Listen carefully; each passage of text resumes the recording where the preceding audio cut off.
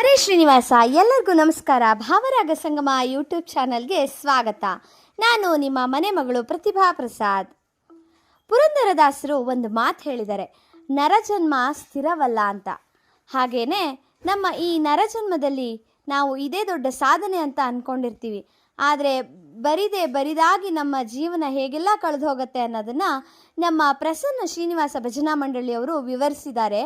ಅದನ್ನು ಕೇಳಿಕೊಂಡು ಬರೋಣ ಬನ್ನಿ. ಹೋಯಿತು